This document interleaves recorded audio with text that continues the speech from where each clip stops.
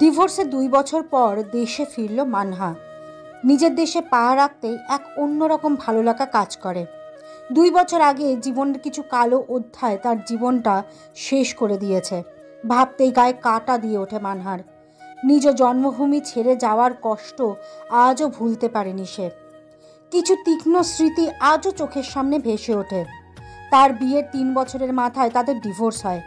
তার স্বামী বন্ধুদের সাথে ট্যুরে যাবে বলে বাসা থেকে বেরিয়েছিল।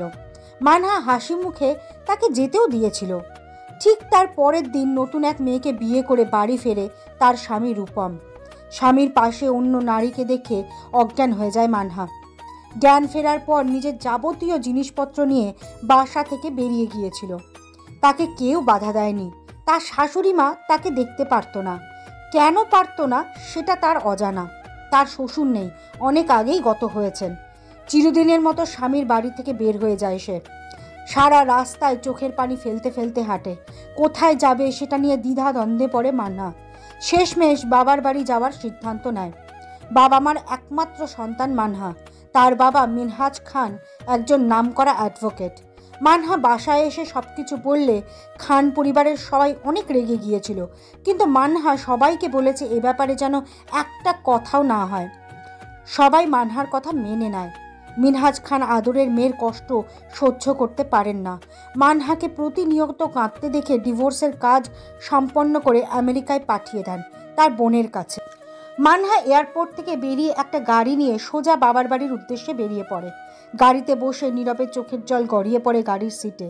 অশ্রুসিক্ত নয়নে দেখতে থাকে নিজের জন্মভূমি, যেখানে তার অসংখ্য স্মৃতি জড়িয়ে আছে। জীবন থেকে হারিয়ে গেছে তিনটা বছর। এই 2 বছরে নিজেকে শক্ত করে গড়ে তুলেছে সে। চোখের পানি মুছে দেয় নিজে হাত দিয়ে। সে কাঁদবে না। কেন কাঁদবে? কার জন্য কাঁদবে? যে তার ভালোবাসা বুঝল না তার জন্য? মোটেও না। যে সে মানহা খান, সবাইকে দেখিয়ে দেবে মানহা খান কখনো ভেঙে পড়ে না। যারা তাকে তুচ্ছ তাচ্ছিল্য করে অবহেলা করেছে তাদের জন্য অন্তত চোখের পানি ফেলবে না। তার একটা ফোঁটা চোখের পানির মূল্য অনেক। বাসার কাউকে না বলে দেশে আসছে। সবাইকে সারপ্রাইজ দেবে। তার বড় চাচুর ছেলে আয়ান খানের এঙ্গেজমেন্ট। মানহাকে আসতে বললে সে সাফ সাফ জানিয়ে দেয় আসতে পারবে না। সেজন্য তাকে কেউ জোর করেনি। মানহা পরক্ষণে ভাবে সে কেন অন্যের জন্য দেশে আসবে না। তাই তো সবাইকে সারপ্রাইজ দেওয়ার জন্য পরশু টিকিট কেটে রেখেছে। আর আজ সে বাড়ি ফিরবে। নিজের বাড়ি, নিজের রুম, নিজের বাবা মা, সব কিছু ছুঁয়ে দেখতে পারবে। সবাই তাকে দেখে কেমন রিয়াকশন দেবে ভেবেই মুচকি হাসে মানহা। ভাবতে ভাবতে কখন যে বাড়ির সামনে এসে পৌঁছেছে টের পায়নি। ভাড়া মিটিয়ে গাড়ি থেকে নেমে পড়ে সে। বাড়ির সামনে দাঁড়িয়ে দেখে পুরো বাড়িটা লাল, নীল, হলুদ, সবুজ বাতি জ্বলছে। 3 তলা বাড়িটা আলোয় ঝলমল করছে। আর দাঁড়িয়ে না থেকে এক পা করে এগোতে থাকে। পা যেন চলছেই না।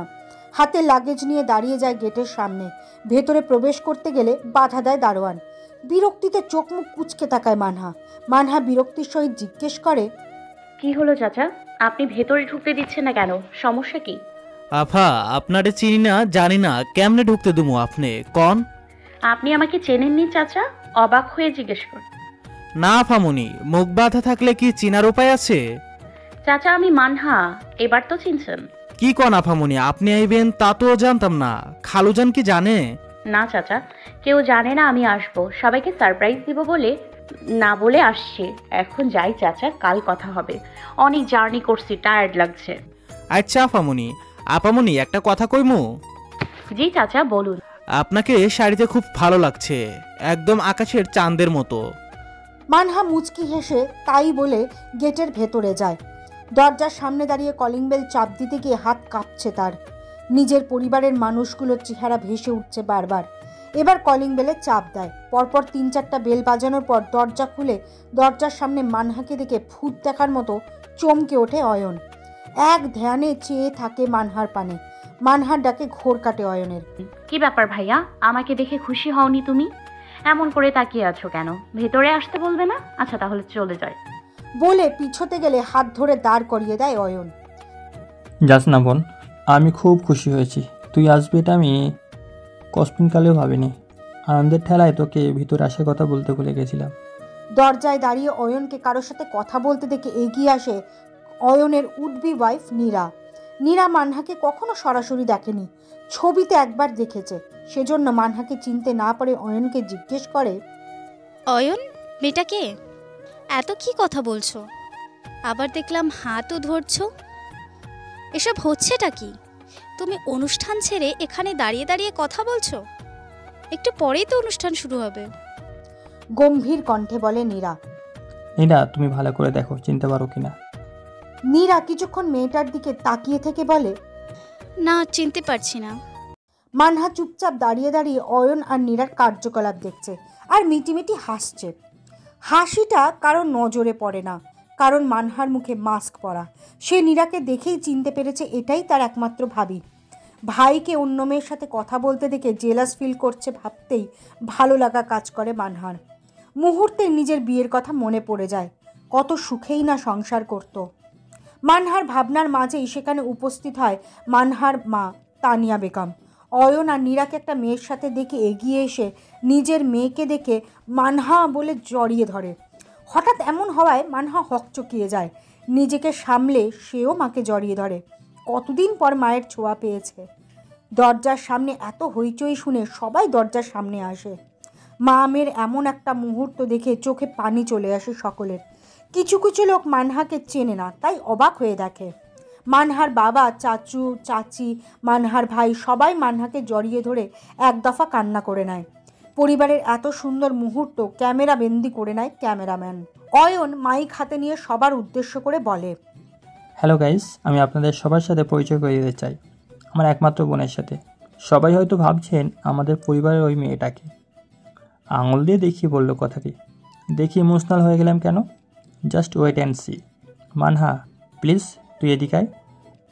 মানহা অয়নের ডাকে তার পাশে গিয়ে দাঁড়ায়, মুখ থেকে মাস্ক খুলে ফেলে। অয়ন আবারও বলতে শুরু করে, যাকে নিয়ে আপনাদের এত হইচই তাকে অনেকে চেনেন, হয়তো আবার কেউ চেনেন না, হয়তো আবার অনেকেই চেনেন না। আমার পাশে যে মেয়েটাকে দেখছেন এটা আর কেউ নয়, আমার একমাত্র বোন মানহা খান। সবাই করতালি দিয়ে মানহাকে স্বাগত জানায়। মানহা হাসি মুখে সবার সাথে কুশল বিনিময় করে। এতদিন আমেরিকাতে ছিল আমার ফুপির কাছে, সেখান থেকে পড়াশোনা শেষ করেছে। আজ যে ও আসবে এটা আমরা কেউই জানতাম না। দেশে এসে আমাদের সবাইকে সারপ্রাইজ করে দিয়েছে। ধন্যবাদ সবাইকে। অয়ন আর নীরা একে অপরকে হাসি মুখে আংটি পরায়। আরেক দফা করতালির আওয়াজ পাওয়া যায়।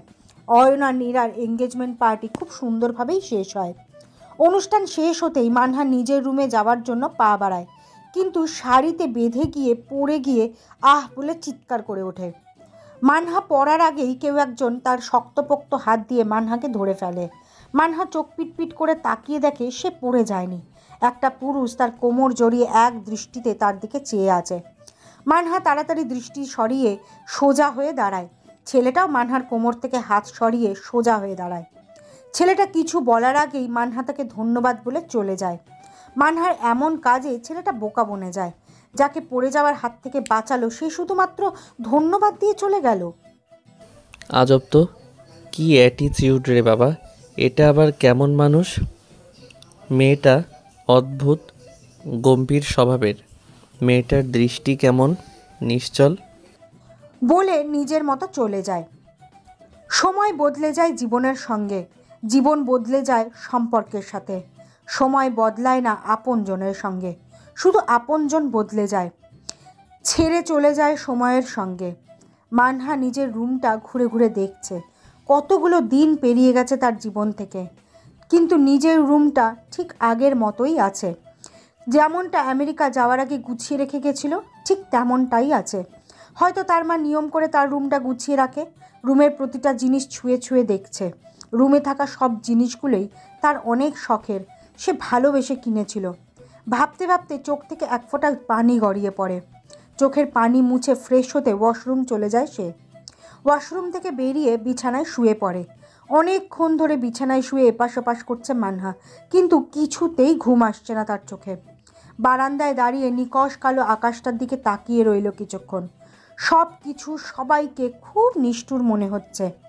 গলার কাছটায় কেমন বাঁধো বাঁধো লাগছে। কেউ যেন শরীরের সবটুকু শক্তি দিয়ে মানহার গলাটা চেপে ধরেছে। সামনে খোলা আকাশ, তাও নিঃশ্বাস নিতে কষ্ট হচ্ছে। জোর করে আরেকবার বিছানায় যেয়ে শুয়ে পড়ে মানহা। চোখ বন্ধ করতেই হাজারো বিষাদময় স্মৃতি ভেসে ওঠে, যেগুলো সে মনে করতে চায় না, কিন্তু বারবার মনে পড়ে যায়। অনেক জার্নি করে আসার পরেও ক্লান্ত শরীরটা বিছানায় এলিয়ে দিতেও চোখে ঘুম ধরা দিতে চায় না। এগুলো কল্পনা জল্পনা করতে করতে কখন যে ঘুমিয়ে পড়ে টের পায় না সে। অন্ধকার রাতের ব্যালকনিতে দাঁড়িয়ে আছে এক সুদর্শন যুবক। ল্যাম্পপোস্টের আলোয় ঝলমল করছে ঢাকা শহর। দেখতে খুবই ভালো লাগছে তার। রাতে সবাই ঘুমালেও কিছু কিছু মানুষ ঘুমায় না। রাত 12টা বাজে। ব্যালকনির নীল বাতি পিনপিন করে জ্বলছে। মাঝে মাঝে রাস্তা দিয়ে গাড়ি চলাচল করছে। যুবকটা এক দৃষ্টিতে বাইরে তাকিয়ে আছে। চোখের সামনে ভেসে ওঠে এক অপরূপ সৌন্দর্যের অধিকারী নারীর চেহারা। হিজাবে মাথাটা ঢাকা, চোখ দুটো টানা টানা, ঠোঁটে হালকা খয়েরি লিপস্টিক, ঠোঁটের নিচে একটা লালচে তিল, দেখতে হলদে ফর্সা, মুখে মায়াবী একটা ভাব আছে। মেয়েটার কথা ভেবেই মুচকি হাসে যুবকটা। হঠাৎ গম্ভীর হয়ে যায় সে। কিছু না ভেবেই রুমে চলে আসে। অনেক রাত হয়ে গেছে, সকালে অফিস আছে তার, এখন ঘুমাতে হবে। অনেক রাত করে ঘুমানোর ফলে খুব দেরিতে ঘুম ভাঙে মানহার। বিছানা থেকে উঠে ফ্রেশ হয়ে নিচে নামে। ড্রয়িং রুমে বসে আছে তার বাবা, চাচা আর 2 ভাই। অয়নের শ্বশুরবাড়ির লোকেরা কাল রাতেই চলে গিয়েছিল। মানহা গিয়ে মিরাজের পাশে বসে। মিরাজ তার বড় বোনকে আসতে দেখে হাসি মুখে বলে, গুড মর্নিং আপু। মানহা মুচকি হেসে বলে, শুভ সকাল ভাই। আপু তোমার ঘুম কেমন হলো? কেন রে? না মানে এমনি জিজ্ঞেস করছিলাম আর কি। খুব পাজি হয়ে গেছিস দেখছি, বড় বোনের সাথে দুষ্টুমি করিস। আপু আমি তো মজা করে বলছি, হঠাৎ করে কোনো বিছানায় তুমি ঘুমাতে পারো না বলে আর তুমি বলছো আমি দুষ্টুমি করছি, এটা কিন্তু ঠিক না বলে দিলাম। আরে বলো, ওটা তো আমারই বেড, তাহলে ঘুম কেন আসবে না বল? পাশ থেকে অয়ন বলে, তোরা কি আবার শুরু করলি বলতো? মানহা এখানে বসলে ধরে, বাজে বকে যাচ্ছিস, চুপ কর তো। আহ ভাইয়া, তুমি ওকে বকছো কেন? কতদিন পর আমার ভাইটা আমার সাথে দুষ্টুমি করছে, আমার তো খুব মজা লাগছে। মিরাজ মানহার বড় চাচুর ছোট ছেলে। মানহা মিরাজকে নিজের ভাইয়ের থেকে কোনো অংশে কম দেখে না।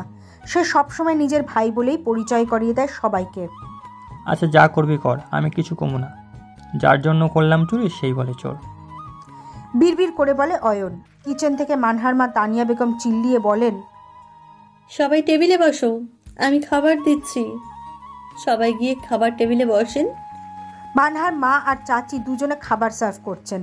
তাদের বাসায় কাজের কোনো লোক নেই, বাসার অল্প কিছু মানুষ, এজন্য আর কাউকে রাখেননি। তারা দু জায়গাতেই সব কিছু মিলে তালে করেন। আজ মানহার পছন্দের সব খাবার রান্না করেছেন দুজন মিলে। কতদিন পর মেয়েটা বাসায় আসছে, তাকে মন মতো আদর যত্ন না করলে হয়? মানহার মা মানহার প্লেটে বিভিন্ন আইটেম খাবার দিচ্ছে আর মানহা চুপচাপ খাচ্ছে, কোনো কথা বলছে না। খাওয়ার মাঝেই মানহার চাচু মিলন খান বললেন, মানহা মামুনি, তুমি এখন কি করবে বলে ঠিক করেছো? 2 ভাইয়ের একটাই মেয়ে বলে মানহা সবার অনেক আদরের। মানহা খাওয়া থামিয়ে সকলের দিকে তাকিয়ে দেখে সবাই তার পানেই চেয়ে আছে। মানহা চাচুর কথার উত্তর দেয়, চাচু, আমি ভাবছি আমেরিকাতেই একেবারে সেটেল হব। মানহার কথায় খানবিলায় বিস্ফোরণের নয় ফেটে পড়ে। বিস্ময় সকলে তাকায় মানহার দিকে। সবাইকে এমন করে তাকাতে দেখে সে বলল, কি ব্যাপার, সবার হলো কি? মুখটা এমন করে আছো কেন তোমরা? মানহার বাবা মিন্নাজ খান বলেন, এসব কি বলছো মামুনি? এটা কিভাবে হয়? তুমি আমাদের একমাত্র মেয়ে, আর তুমি যদি আমাদের সবাইকে ছেড়ে দূরে চলে যাও, এটা কিভাবে মানবো আমরা? এটা কিছুতেই হতে পারে না। প্লিজ আব্বু, তোমরা আমাকে বাধা দিও না। এই শহরে আমি থাকতে পারবো না। এখানে আমার দম বন্ধ হয়ে আসে। মাঝে মাঝে মনে হয় আমি নিঃশ্বাস নিতে পারছি না। কিন্তু মামুনি, তোমাকে ছাড়া আমরা কেউ ভালো থাকতে পারবো না। প্রতি রাতে তোমার জন্য কাঁদতে কাঁদতে ঘুমাতে হয়। তোমার আম্মু অনেক রাত আছে যে ঘুমাতে পারে না। মিলন খান ফের বলেন, মানহা মামুনি, তুমি এখানেই থেকে কিছু একটা করতে পারো, আর সেটা যদি না হয় তোমাকে বাধা দেব না। তোমার যেটা ভালো মনে হয় সেটাই করো। কিন্তু ভাইজান, মিনহাস, এই ব্যাপারে আর কোনো কথা না বলাই ভালো। মামুনি কয়েকটা দিন থাকুক এখানে, তারপর এই বিষয়ে কথা বলা যাবে। মিলন খান খাওয়া শেষ করে নিজের শোরুমে চলে যান। তাদের অনেক বড় বড় কয়েকটা দোকান আছে, সেগুলোই দেখেন তিনি। অয়নের পড়াশুনো শেষ, এখন বাবার সাথে শোরুমের দেখাশোনা করবে। শোরুমে কয়েকজন কর্মচারী রাখা আছে। মিনহাজ খান কোর্টে চলে যান। সময় পেলে তিনিও ভাইয়ের সাথে শোরুমে যান। আর মিরাজ এবার অনার্স সেকেন্ড ইয়ারে পড়ে। মানহা বাকি খাবারটুকু শেষ করে ছাদের উদ্দেশ্যে রওনা হয়। তার মাথায় ঘুরপাক খাচ্ছে নানান কথা। বিশাল বড় বিল্ডিংয়ের 5 তলায় দাঁড়িয়ে ফোনে কথা বলছে আবরার তেজ। তেজ গ্রুপ অফ ইন্ডাস্ট্রির বর্তমান সিইও আবরার তেজ।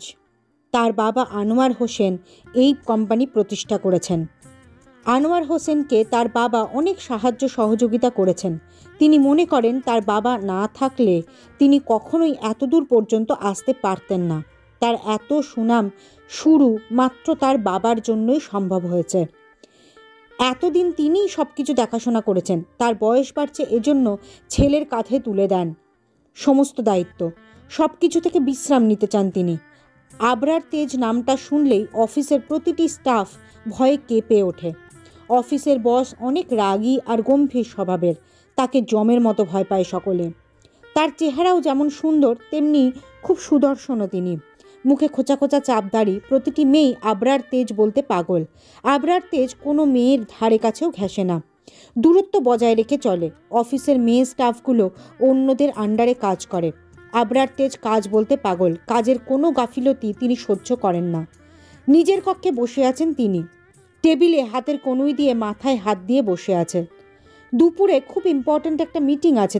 এই প্রজেক্টটা তাদের পেতেই হবে, তা না হলে কোম্পানির অনেক বড় লোকসান হয়ে যাবে। বিকেল 4টে বাজে। মানহা অয়নকে ফোন দেয় বাসায় আসার জন্য। মিরাজও বাসায় আছে। মানহারে কিছু ভালো লাগছে না, তাই ভাবলো 3 ভাই বোন ঘুরতে যাবে। যেই ভাবা সেই কাজ। মানহা আর মিরাজ দুজনে ফোন দিয়ে আটে অয়নকে বাসায় আসতে বলে। অয়ন ও বোনের ফোন পেয়ে শোরুম থেকে ছুটে চলে আসে। এমনভাবে বলছে না এসে পারবেই না। মানহা আর মিরাজ দুজনে বসে আছে মানহার রুমে। অয়ন বাসায় এসে মানহা মানহা বলে চিল্লাতে থাকে। অয়নের চেঁচামেচি শুনে অয়নের মা ইয়াসমিন সুলতানা বলেন, কি রে, ষাঁড়ের মতো চিল্লাচ্ছিস কেন? কি হয়েছে? কিছু না মা, মানহা কোথায় তাই বলো। ও তো ওর রুমেই আছে। কেন বলতো? অয়ন কিছু না বলে দৌড়ে চলে যায় মানহার রুমে। দরজা ভেরানো বিধায় ঢুকতে অসুবিধা হয়নি। ছেলের কাণ্ডে ভ্যাবাচাকা খেয়ে যান ইয়াসমিন। অয়ন মানহার রুমে ঢুকে হাঁপাতে হাঁপাতে বলল, মানহা তোর কি হয়েছে? এভাবে আসতে বললি কেন? ভাইকে এভাবে হাঁপাতে দেখে চমকে যায় মানহা। অবাক হয়ে জিজ্ঞেস করে, ভাইয়া তুমি এভাবে হাঁপাচ্ছ কেন? তোর কিছু হয়নি তো বোন, তুই ঠিক আছিস? ভাইয়ের কথার মানে বুঝতে পেরে মুচকি হাসে মানহা। বিছানা থেকে উঠে গিয়ে জড়িয়ে ধরে ভাইকে। আমার কিছু হয়নি ভাইয়া, বাসায় থাকতে ভালো লাগছে না, সেজন্য তোমাকে ফোন দিয়ে আসতে বললাম। মানহা জানে তার অয়ন ভাই তাকে খুব ভালোবাসে। কেউ বলতে পারবে না অয়ন তার বড় চাচুর ছেলে। আপন ভাই বোনের মতোই চলে তারা। আজকাল সবাই কেমন খাপ ছাড়া হয়ে যাচ্ছে, আপনজনের থেকে দূরে সরে যাচ্ছে, ভাইকে ভাই চিনছে না। তাহলে চাচাতো ভাই বোনেরা কিভাবে চিনবে? দুনিয়াটা বড়ই অদ্ভুত। নিজের স্বার্থের জন্য মানুষ সব করতে পারে। ভাইকে তাই ছাড় দিচ্ছে না। ভাইয়ের সম্পত্তির জন্য খুন করতেও দ্বিধাবোধ করছে না। কিন্তু খান পরিবারকে দেখে সকলে গর্ববোধ করে। 2 ভাইয়ে কি সুন্দর মিলেমিশে আছে। অয়ন বোনকে ছেড়ে দূরে সরে গিয়ে বলে, আমার কাছে আসবি না। এইভাবে কেউ ভয় দেখায়? আমি কি ভয় পাইছি জানিস? এখনও বুকের ভিতরে ধরফর ধরফর করছে। মানহা ফিক করে হেসে ওঠে। হাসতে হাসতে বলে, ভাইয়া তোমাকে বোকা বানিয়েছি আমরা দুজনে। বলে জোরে জোরে হাসতে থাকে। কতদিন পর বোনকে মন খুলে হাসতে দেখে মনটা জুড়িয়ে যায় অয়নের। এক দৃষ্টিতে তাকিয়ে থাকে। মিরাজও একই কাজ করে। কবে যে মানহাকে হাসতে দেখেছে লাস্ট তাদের মনেই নেই। 2 বছর আগে একটা বইয়ের কালো অধ্যায়ের পৃষ্ঠা মানহার জীবনটাকে এলোমেলো করে দিয়েছে। সেই বইয়ের পৃষ্ঠাগুলো ছিঁড়ে ফেলবে অয়ন। তার বোনের জীবনে আর আসতে দেবে না। তার বোনটাকে সবসময় হাসি খুশি দেখতে চায় সে। কোনো অশুভ ছায়া যেন ছুঁতে না পারে তাকে। মানহা হাসি থামিয়ে 2 ভাইয়ের দিকে তাকিয়ে দেখে দুজনে অবাক হয়ে তাকে দেখছে। মুহূর্তেই গম্ভীর হয়ে যায় মানহা। বোনের মুখের ভাব পাল্টে যেতে দেখে অয়ন বলে, হ্যালো গাইস, ভিডিওটি ভালো লাগলে একটু লাইক করে দিও আর অবশ্যই কমেন্ট করে জানাও ভিডিওটি তোমাদের কেমন লেগেছে। আর ভিডিওটির পরবর্তী পার্ট খুব তাড়াতাড়ি আসবে, তো যারা এখনও চ্যানেলটিকে সাবস্ক্রাইব করোনি প্লিজ পরবর্তী পার্টগুলো দেখার জন্য চ্যানেলটিকে সাবস্ক্রাইব করে পাশে থাকা বেল আইকনটি প্রেস করে দিও। ধন্যবাদ সবাইকে, আমাদের সাথেই থেকো।